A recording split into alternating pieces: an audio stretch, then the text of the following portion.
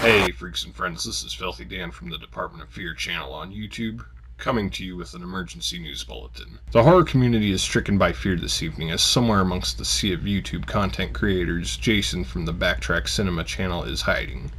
We don't know where he's at, but reports are coming in that he is considered armed and extremely dangerous. This Friday the 13th fanatic has already taken the life of one Halloween fan, and tried to take the lives of 6 others, but if not for their knowledge of the horror tropes, they too could have lost their lives this evening. The hunt for Jason continues. Cover leader calling Raven. Come on, J-Man.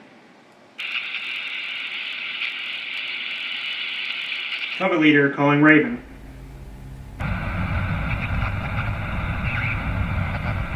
Cover leader to Raven. Talk to me, Jason.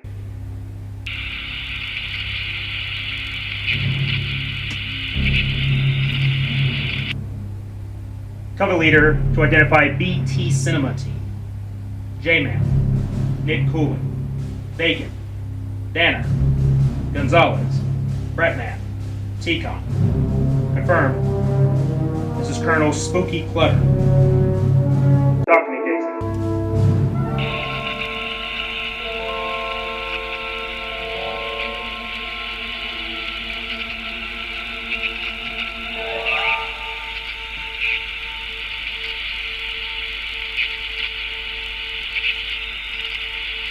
They're all gone, sir. I'm the last one. Look, J-Man, you've done some damage to the fans here. They don't want any more trouble. There wouldn't be no trouble if it wasn't for those king shit Halloween fans. All I wanted to do was talk Rambo, sir, but they kept pushing. They drew first blood. You did some pushing of your own, Jason. They drew first blood, not me.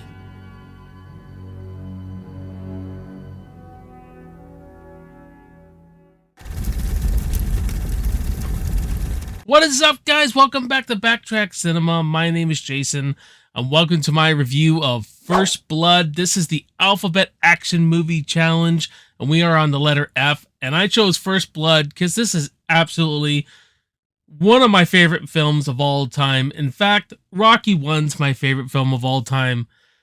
First Blood is my second favorite film of all time. I just have loved this movie ever since I was a kid. I mean, I watched it at such a young age. It was so impactful. Has a lot to say to it. It just hit a chord with me. Absolutely. It's one of those key movies that made me into the Stallone fan I am. It made me into a movie fan. So First Blood's directed by Ted Kotcheff, released in 1982, starring Sylvester Stallone, Richard Crenna, and Brian Dennehy. We find John Rambo, this Vietnam veteran, comes home to visit an old war buddy and finds himself in this town being harassed and bullied by a local sheriff's department. Like I said before, this set a whole new bar for action thriller movies. And this preconception we have of Rambo in our pop culture, we think of, you know, a guy sitting there with a big M60 with the bullets on his chest, very caricature-like, cartoony-like. But people forget, or maybe people don't know, I've never seen that first movie. This is a very grounded, raw, visceral experience about a guy who's very damaged, a Vietnam vet who's suffering from PTSD, has a psychological breakdown, and gets forced into this manhunt, gets bullied by this sheriff's department. Then he's on the run for a lot of the movie, and a big part of the movie is just a chase and a manhunt, right? And so much themes to just chew on in this. Themes of rejection. Themes of being an outcast, being a loner, not fitting into society. I mean, Rambo wants to be alone. He is a loner. He doesn't recognize the world. He can't relate to anybody anymore. It's that Frankenstein story. It's a very parallel to Frankenstein about being an outcast, and you can really relate to that theme of being an outcast. If any of you are like me and have that very loner personality, and you find it tough fitting in, then you're gonna relate to this movie. And I really related to this movie as a kid, but I related to more of the bullying aspect because it's also this film about being bullied and what can happen when you bully someone and the damage it can do. When you get Brian Dennehy running the sheriff's department and they're just bored as hell and they just start picking on Rambo. Both sides, Rambo and Teasel are just not backing down from each other, and this tension escalates and escalates and escalates. The conflict just gets out of hand, and it gets out of hand fast. There's people down there. All right, get help. I'll go after him. Respect. This is a guy who fought for his country, and when he comes back home, gets treated like shit. It's very, very much like, you know, the father rejecting the son, you know, being like America as the father, Rambo's the son, coming home, all these soldiers coming home. I'm not a historian on war or nothing, but it was bad times, I'm sure. Bad times. And obviously we know so much more about PTSD and trauma and war. I mean, just such a traumatic experience. I've never been near a war, but listening to interviews between old World War II veterans talking about their buddies dying in their laps and all this kind of stuff and all these stories. I mean, it's this trauma. He represents, you know, that soldier who's full of PTSD, who's supposed to be the perfect soldier, the perfect machine, and he just breaks. And I want to talk about the atmosphere in this film. The atmosphere, you know, when we think of real mood, real atmosphere, we tend to think about, you know, horror films, how horror films create such a great atmosphere and stuff. But this movie has some of the best atmosphere I've ever seen. Why? On location shooting, using real elements, you know, in the forest, the river running, you know, the mountains, the cold town where it's wet and it's cold. Everything is real. Stallone's out there on a freaking tank top, man.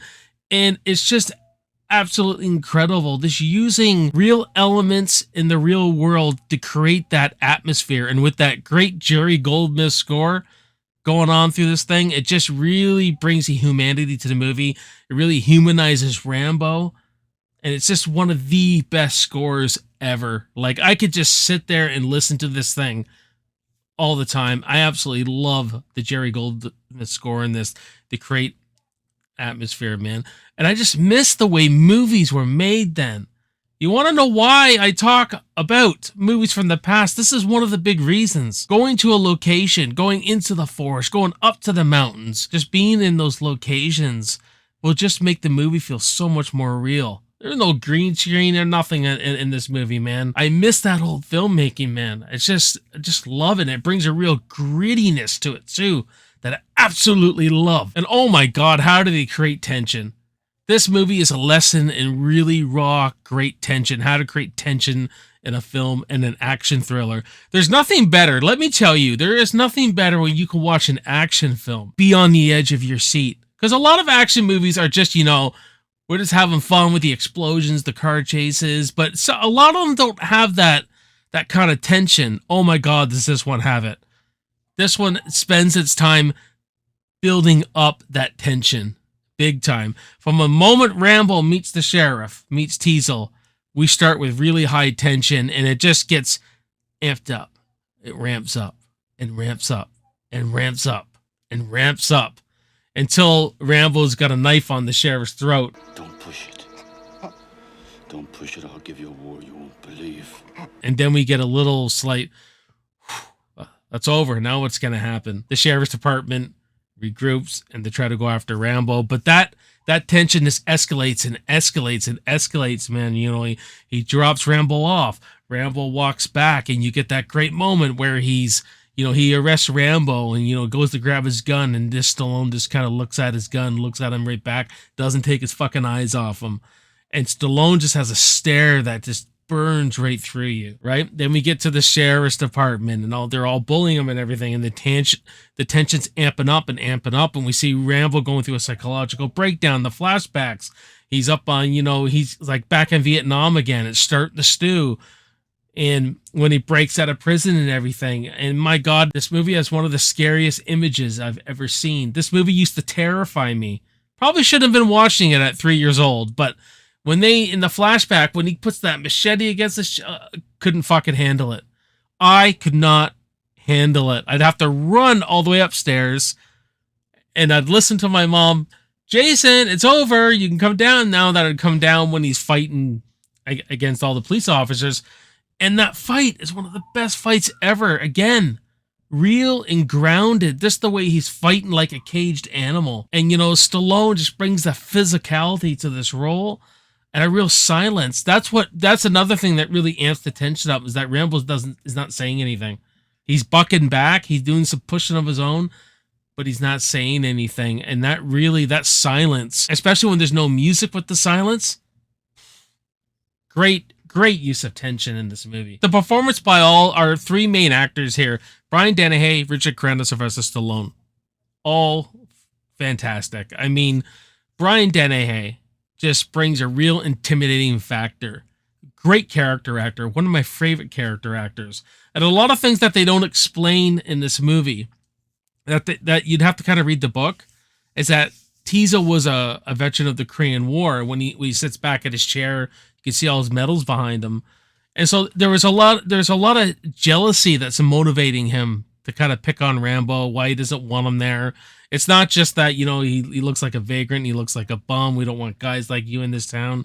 It kind of goes deeper than that. So once you know that kind of information, you kind of look at this movie and maybe you could understand Teasel a bit. He's set up as this, the mean sheriff, the guy who just wants his town to be at peace all the time. He wants it boring. Then Rambo comes in, and from Teasel's point of view, Rambo's the one causing the trouble here. But they just had no empathy. They're pushing him around, and they've caused this war. But once Art Galt dies, the sheriff's one of his best friends, once he dies, blames it on Rambo. That's where they draw first blood, where they actually try to shoot him. And that's when Rambo goes into complete soldier mode. We're back in the frickin' war. Time to execute you all. That's how we really get on Rambo's side too, because he lets them live. You know what I mean? He actually shows a little bit of compassion. Just, he just maims them really instead of killing them. Teasel goes on this arc of so much hate that he just, like he said in the diner, I wanted to kill that fucking kid. I could taste it.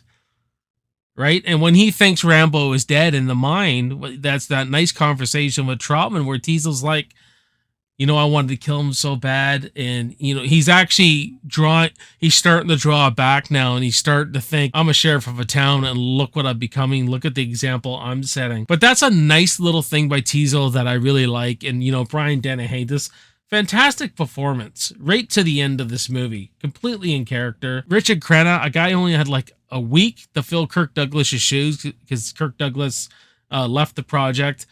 And they practically had to feed spoon Trotman his lines, the director, right? And I can't imagine anybody else playing Colonel Trotman. The role is just perfect for him. He plays that colonel, cigar smoking colonel, so great. And I just love all the exposition that we get from him. In Vietnam, his job was to dispose of enemy personnel. To kill. Period.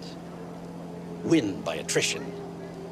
Well, Rambo was the best. But how dangerous Rambo really is and how proud he is. He's like this father, he's this father, he's built the perfect machine, the perfect soldier. And that performance at the end where Rambo breaks down, the look and everything on Trotman's face when he sees Rambo breaking down and Rambo's reaching out for him, because he just needs love, right? And this is the only father figure he has, and he pulls Trotman down. So emotional, but all the way Trotman stays, the way Richard Crenna stays in character here, the look on his face and everything, seeing one of his machines just break down, incredible. Sylvester Stallone, he has played two great iconic characters, Rocky, Rambo, that are complete opposite. The way he handles Rambo's character like a Frankenstein style character was really awesome. How he doesn't say anything through this movie until that end.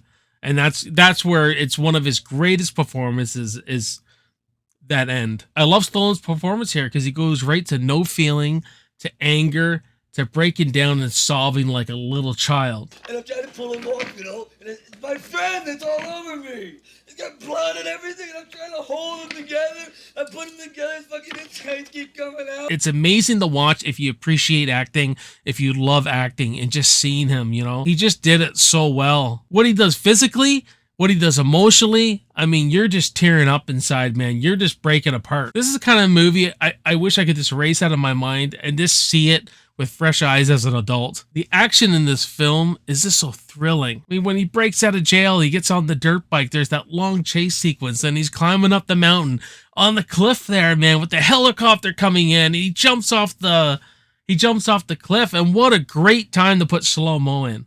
That's when you know, that's when you do it. To keep that, to give that really dramatic, intense effect is when the slow-mo is when he's jumping down the cliff, and that's where Rambo hurts himself. And then it goes into that giant manhunt where he takes them all out. Just so thrilling, so exhilarating.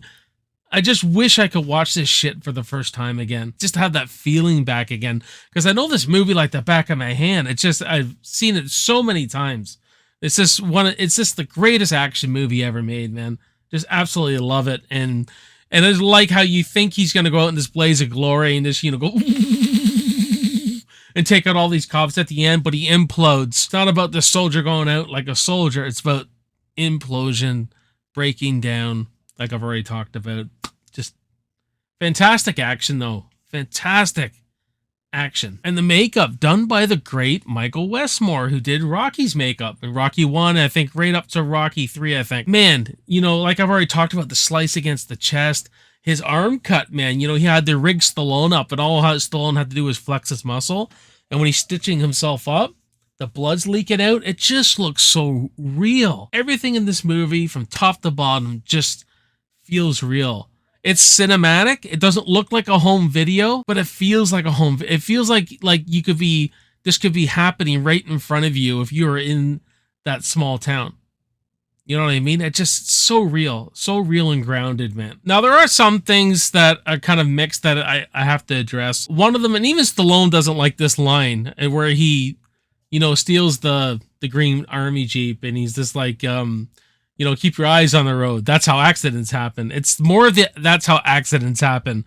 You're like, Rambo's cracking a joke, and even Stallone has said, you know, wish he could have got rid of that line. It just doesn't suit the character, you know, from what they've built this character up to be, how he's acted, and everything from that point on, right? Another line delivery is by Mitch, where he's they're tracking Rambo down in the forest, and he's like, this is no good. There were 3 of us down there in the cell block. He went through us like we weren't even there. It just feels so robotic, or that should have been a real fear moment. That moment there should have been like, this is no good, man. This is absolutely no good. That guy went through us like we fucking weren't even there, man. Like, that should have been like a moment that he was putting fear into them by saying there's something with this guy. This guy is above our league. Very small thing, guys. Very small. And a little bit of a pacing issue when the mine blows up, and then we got, I think Rambo's just in the caves too long and heading to the town and everything. There's some good stuff while he's heading into town, but like I said, guys, just a little nitpick. It just, I find the movie starts slowing down a bit too much, and I think if things could have been tightened up a bit. Honestly, from a fan point of view, it is a perfect movie, but you're going to find out soon enough what my grade's going to be here. But First Blood, guys, oh my God, go watch First Blood if you haven't seen it. And if you have, you know everything I'm talking about here. Just such a real, grounded, thrilling movie. And just a really good character study. I could watch this movie forever, man. This movie is always on at my house. So I'm going to give First Blood from 1982 an A-.